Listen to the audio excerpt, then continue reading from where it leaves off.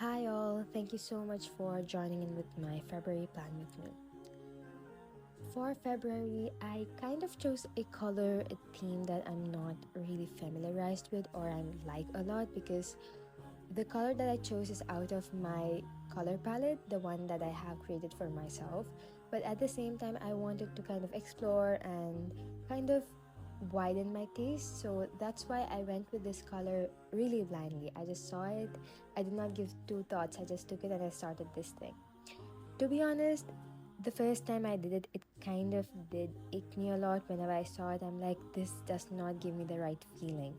But then the more I saw it, the more like I flipped through the pages, I kind of like it grew on me, and now I absolutely love it. I do not like find anything wrong with it, and I'm surprised with myself because this kind of colors do not suit my palette. That's what I was thinking. But then the moment I saw it this time, I felt that okay, maybe they are not so bad. They are not like bad. So something I learned from beginning my Feb plan with me is that just go out of your horizon at times. Maybe it's for the best and it will actually look good in the end, like this color did to me.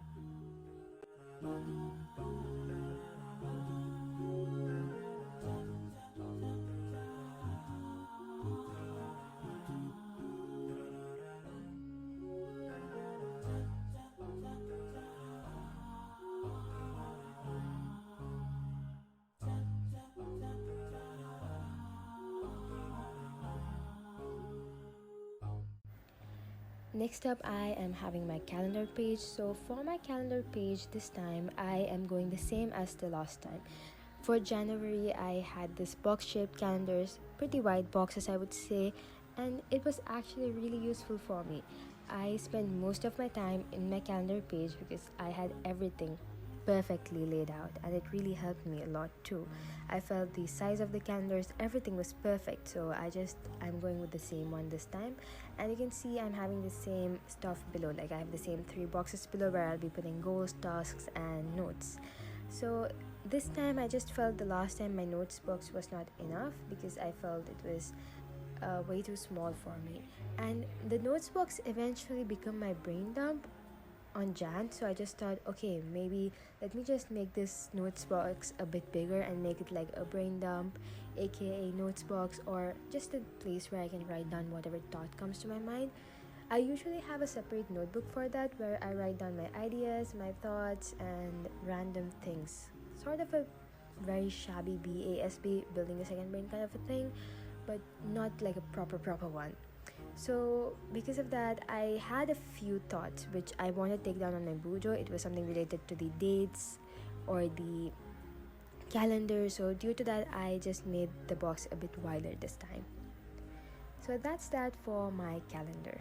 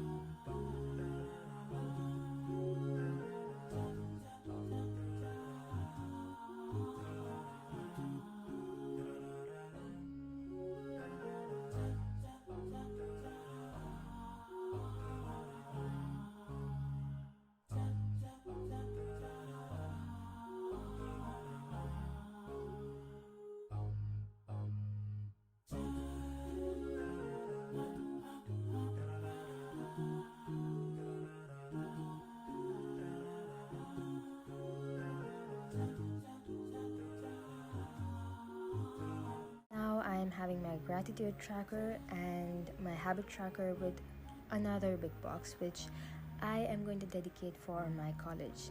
So about the gratitude tracker, the last time I did gratitude tracker for Jan, it was my very first take on gratitude trackers. It was the best thing I have done so far in my whole planning journey, I feel.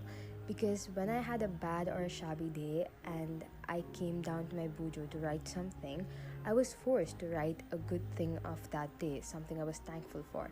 And the moment I write it down, I sort of start thinking about that good thing and I have like positive feelings coming around. And when I think of that good thing, there's some other thought pops to my mind that's related to that good thing or connected in some way. And it's like a trail of positive thoughts that come in.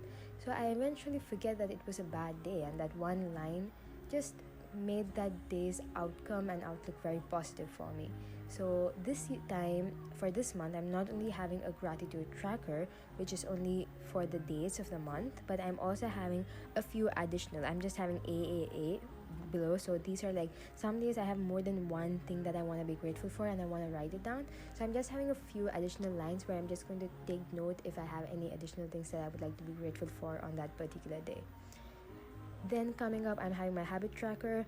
My habit tracker was not so much of a success, but it did help me to have an outlook on what am I doing with my habits. So I am just going to try continuing it and see whether it works out for me this month. But if it doesn't work out for me also, it's fine. I may omit it next month, but just one more try on it.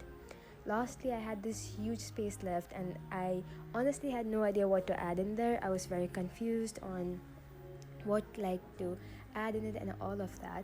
But then it just struck me that I am starting my master's soon on February, so I thought, okay, maybe let me just have a small college stuff box where I just take down notes of my college, maybe the date starting, the day I'm having my orientation, the timings of the college, and what all modules I'm taking, how many assignments in the module. So I just felt maybe a very small box which kind of summarizes the important college stuff that I need to know, because as I'm just newly enrolling to my master's, I would need a few stuff to keep in mind, like the dates and all of that. So due to that, I'm having my college stuff box here. So this is the second spread for my monthly spread, and it's kind of not the most productive page. Gratitude is a really good page, but the other page I do not know how it's going to go. Just giving it a try, and if it doesn't go well, I may omit it again. So Bujo is all about trials and errors. Just do it your way.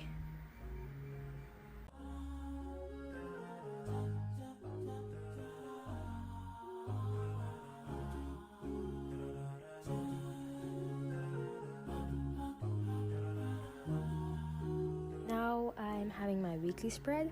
So I made a small mistake in this weekly spread by only dividing it into 5 instead of 7. Kind of a calculation mistake, but I just didn't mind it. I went along with it because my weekly spread, I'm not using it too much. In my January, I did use my weekly spread, but I was kind of confused to what to use it for. I had my to-do sometimes, or sometimes I had like kind of like a short note of the day. So I kind of got confused, like, do I write my to-dos in here or my days in here? So that's why I just made one side of the page. I kind of merged 2 weeks in a page, and I'm just gonna write about the day. There might be some stuff I would like to note about the day, like maybe some special days, or maybe that I went to office and some good thing happened, or at work some good thing, or at study some good thing happened. So just like a day to note down what happened in the day, some just like a small short note. And the other side is where I'm going to write down my task. So I came across this reel on Instagram, and I'll put the link down below, which was a very effective method of productivity. I felt I really liked the way she did. So basically, you can see in the previous page that I've done and in this page that I'll be doing, that I'm having Monday, Tuesday, Wednesday, Thursday, Friday, Saturday, Sunday like on the top, and I'm having like a space on the right side column.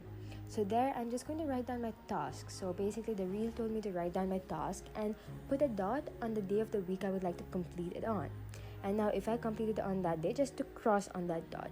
So I kind of felt it was nice because I have a lot of tasks to do and I do not know like what day to do on. I just keep on listing them, but I never know what days to do it on. And now I feel that I just need to put a dot on the day I'm gonna do it on. So I'm just gonna list down my tasks in one side, and it can be any day of the week that I'm gonna do it on. So I'm just going to like put a dot, like there's there may be like several dots on the same day, so I may try to move it around. So it's going to give me a much more easier view of how many tasks I have in a day and how to move it around. So I just felt this was one of the most, what do you say, it kind of excited me when I saw it. It really felt that it may work out for me, so I kind of included it in my spread.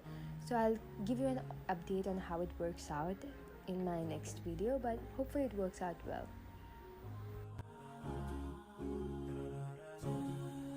Now we come to the last page of my monthly planner, which is my February recap.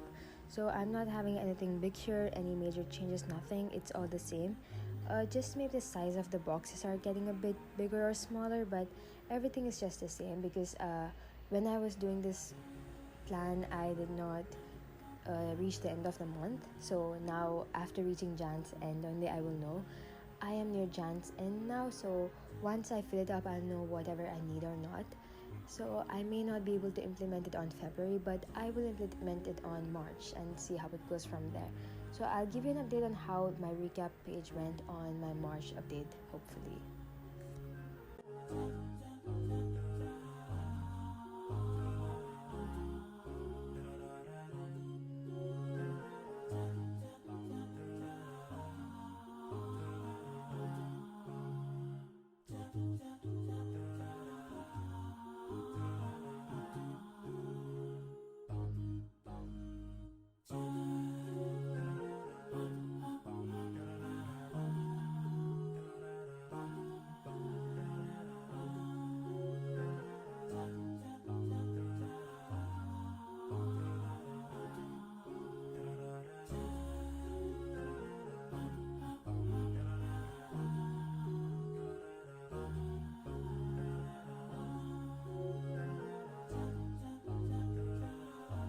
Now we are finally at the end of our video.